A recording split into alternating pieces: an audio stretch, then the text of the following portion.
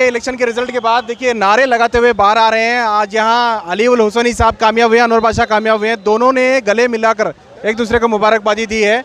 किसी की हार जीत नहीं बल्कि सबकी जीत का एक पैगाम दिया गया है। देखिए कितने बड़े पैमाने पे आप देख सकते हैं।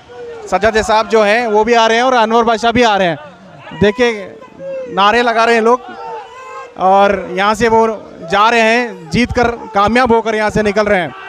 और जोश देखिए लोगों में कितना ज़्यादा जोश। और सज्जाद साहब चूँकि एक बहुत बड़ी शख्सियत है, इस वजह से ज़्यादा उनके फॉलोअर्स देखने को मिल रहे हैं। बड़ी तादाद में लोग देखिए किस तरह से मुबारकबादी दे रहे हैं।